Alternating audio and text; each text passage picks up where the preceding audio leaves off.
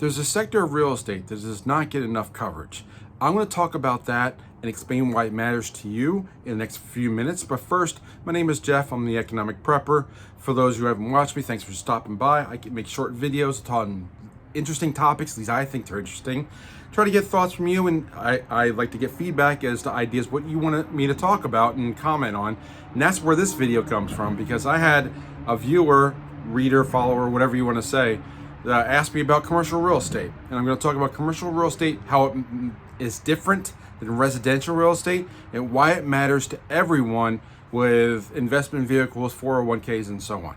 So first off, commercial real estate. How is it different than residential? First off, this is the biggest difference, and it is that it is typically much shorter term loans. Typically they're 3 years to 5 years, sometimes a little longer, but typically the average is around a 5-year loan, as opposed to the average residential mortgage being 30 years.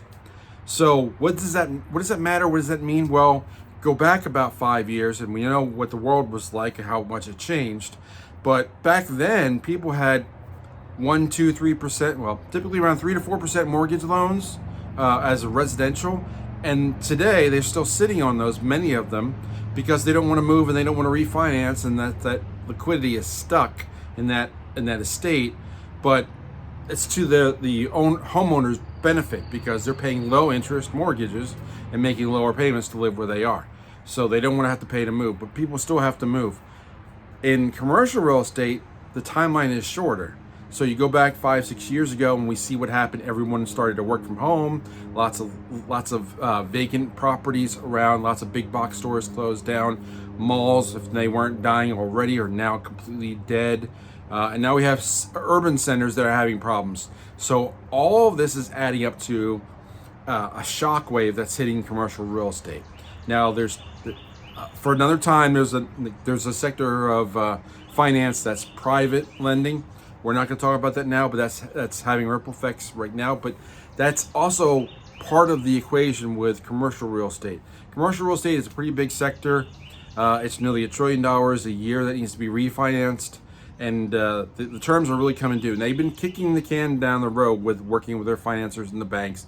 But the banks don't want to do that anymore. Mostly not because they don't want to keep the loan going and get those payments, but because the underlying asset has lost value. Take a typical commercial building. I read stories all the time of $60 million properties that were valued at that number 10 years ago, now selling for maybe 10% of that, $5, $6, $7 million. It's happening a lot because you're losing tenants. Properties going vacant.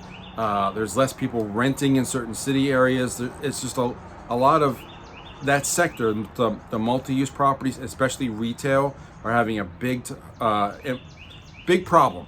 There's a lot of impact to that area, and the owners of those properties can't get a new loan because they're not getting the valuation. Normally, when you do a commercial loan, you're looking at, like, what's your rent roll? Well, how much are your tenants paying? And that income stream is how properties are valued and financed upon, because if you're making $10,000 a month for your tenants, you have about $8,000 or $9,000 for debt service, and it tells you how much you can borrow. Unfortunately, now a lot of places are underwater, and what's happening with those loans is coming to maturity, and a lot of them are going delinquent.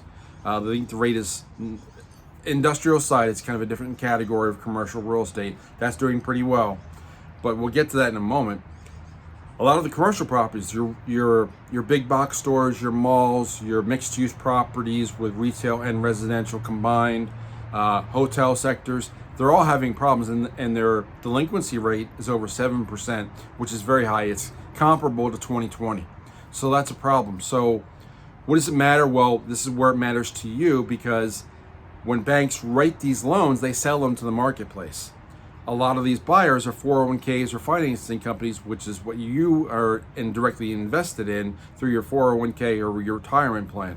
So if those issues start to happen with that paper, that mortgage, that loan, that's going to ripple into all aspects of the finance sector. So what are people doing? They're getting creative, right? And they're talking to people like myself who has experience in it, or other people, and just like, what can we do? Those that have good power rates and have good infrastructure, they have a great pivot. They can go into AI, they can go into Bitcoin mining, or they can go into data centers. They have all those options to repurpose their property, zoning permitting. That's another conversation entirely. But you have the hotels. Hotels are now, like, they're considering, do they become mixed use? Does mixed use become fully residential? Like, all these different things that they have to look at, like what is permitted in that property with the zoning, and now do they revalue the property, take out a new loan method, new revaluation, or do they just cut their losses and sell it? There's all those things are on the table right now. It's impacting a lot of finance, and it's going to hit the banking sector, the commercial real estate banking sector. Lots of people talking about private equity being hurt right now, but this is a bigger factor than that, because I believe that the commercial real estate loans are bigger in mass than they are in the private equity sector. But let me check my notes real quick, see if I missed anything. So yeah, the one last thing that I want to talk about, I talked about the work from home and that's impacting things, and you don't need these big office spaces anymore. I talked about AI and mixed use, but one thing is that now, after 5 or 6 years of kicking the can down the road, where banks were working with these borrowers, now you're looking at recapitulation. You're looking at, like, well, that $60 million property is not $60 million anymore. It's more like 10 to 12 if we're lucky. So what does that mean? They have to sell it at a discount or refinance at a discount, use that money to repurpose the property, or just cut their losses. So this is going to impact a lot of the financial sector. The banking industry is under attack for a lot of different reasons.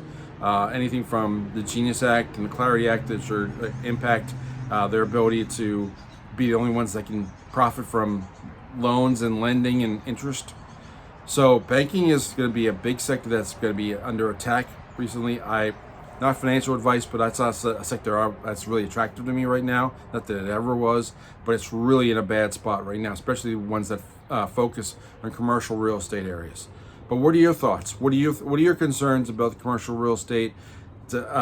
I would, if you're in a 401k, I would definitely take a look and see what your investments are underneath, and see if they are owning these kinds of paper or these kinds of notes, and maybe re-diversify or replan. Again, not financial advice, but you want to minimize your exposure to commercial real estate if at all possible. So, lots said today.